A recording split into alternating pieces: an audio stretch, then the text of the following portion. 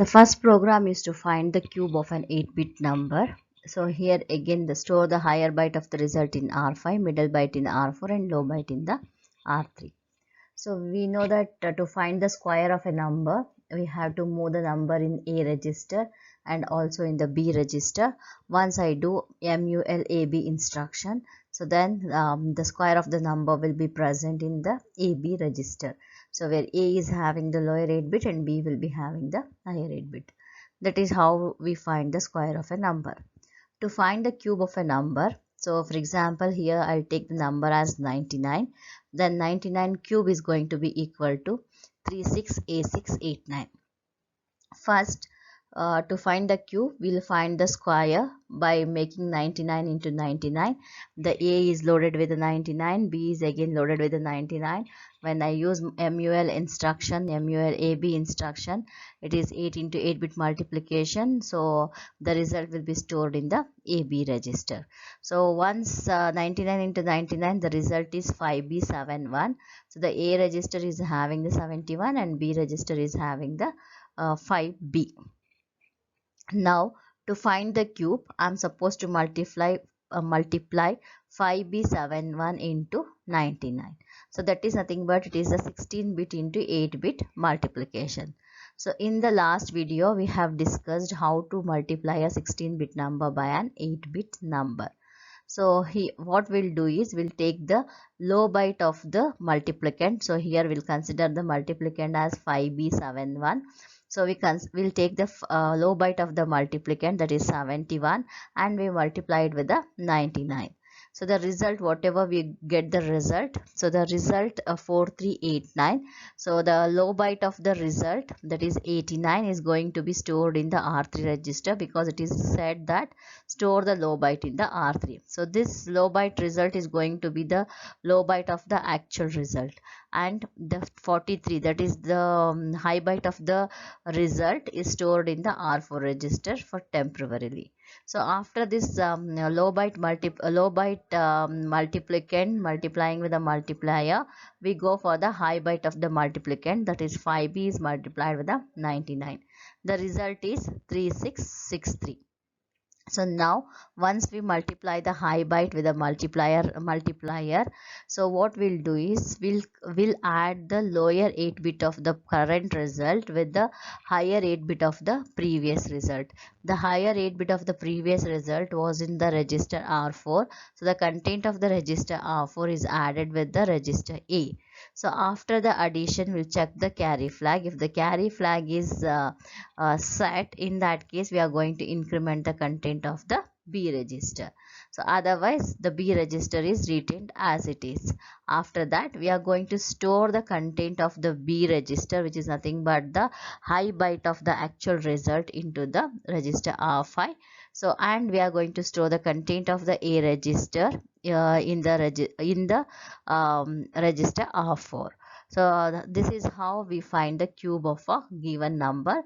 First we'll find the square, then the square result is going to be a 16-bit result. So if I take a larger number, in that case I'm going to multiply the 16-bit number by an 8-bit number.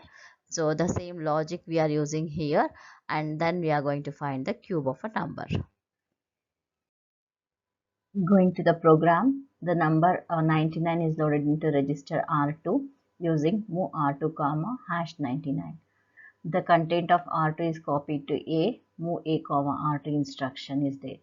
So the same R2 content is copied to the B register using move B comma A. So in the A I am having 99 and in the B I am having 99. MULAB instruction multiplies 99 into 99, that is nothing but the square of the number is there in the register A and the B. Register A is having the lower 8 bit and the register B is having the higher 8 bit. The register B contains, that is the higher byte of the square result. I am going to copy it in R1.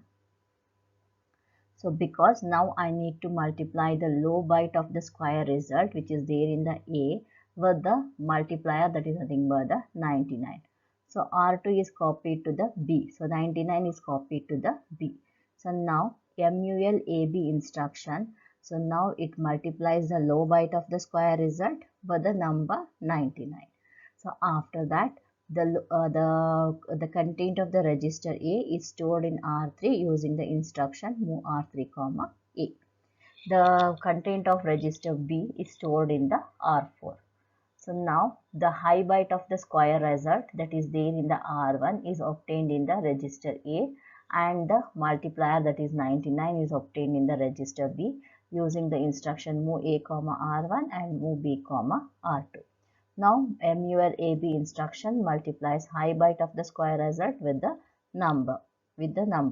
So after this multiplication, we are going to add the lower 8 bit of the current result with the higher 8 bit of the previous result using the instruction add A, R4. So after this instruction, we are going to check the carry flag. If the carry flag is set, in that case, we are going to increment the register B. Otherwise, if the carry flag is reset, in that case, we will go to the label next. In the next label, we are storing the content of the B register in R5 using move R5, B instruction, and the content of A register into R4 using the move R4, A instruction. This is how we are going to find the cube of a number.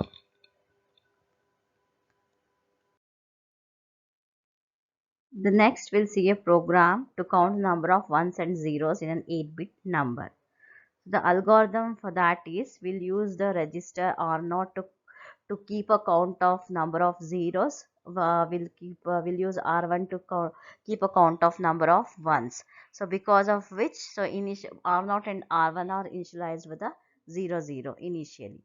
So R2 is used as a counter here. It's an 8-bit counter because so I need to check all the bits of a 8-bit number. So R2 is initialized with the 0, 8. So whatever the data for which we are finding the number of ones and zeros, so that data is obtained in first register A. So to check each bit whether it is 0 or 1, we can use the rotate instruction. Either we can use the rotate left RLC or RRC instruction we can use. So here we are using the rotate data left through carry. So the rotate left instruction we are using. So after the rotate left instruction, we are going to check the carry flag. If the carry flag is 0, so we are rotating the data left through the carry. So after that instruction, we'll check the carry flag. If the carry is 0, then we'll increment the number of zeros in R0. If carry is 1, then we'll increment the number of ones in the R1.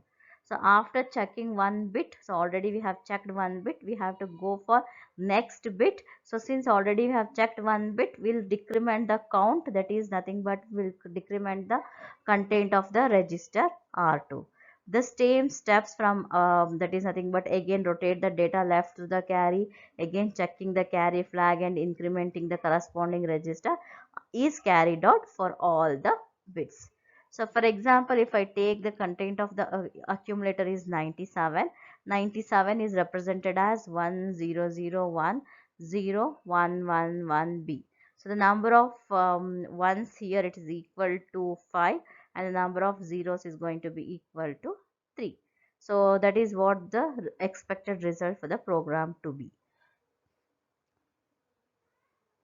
Going to the program, so initially we have initialized R0 with a 0 which keeps a count of number of zeros, R1 with a 0 which keeps a count of number of ones. R2 is initialized with a 8 because I am supposed to check all the 8 bits of the data. So R2 is initialized with 8. So then the data is obtained in the register A. So A is loaded with the 97H here for the example. So we use the instruction RLCA. RLCA is rotate the content of register A left through carry. So now after this instruction we'll check the carry flag. So here we have used JC, jump on carry, go to the next. If the carry flag is set, then go to the next label. In the next label we are using INCR1, increment the register R1. R1 indicates the number of ones. If the carry flag is set, which means that the corresponding bit is 1, so we are going to increment the register R1. So if at all, if the carry flag is not set, in that case JC instruction fails. So instead of going to the next label, it goes to the next instruction, that is increment R0. If the carry flag is not set, which means that the corresponding bit is 0, whenever the corresponding bit is 0, I need to increment the R0 register. So if the carry flag is not set, in that case INC R0 instruction is going to be executed.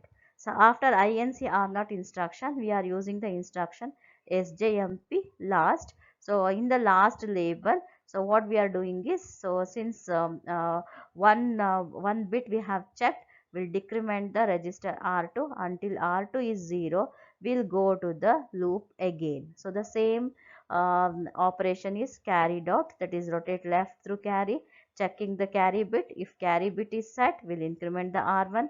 If the carry bit is not set, we'll increment the R2, R0. After that, we'll decrement the register R2 until R2 is 0. We'll repeat the same loop.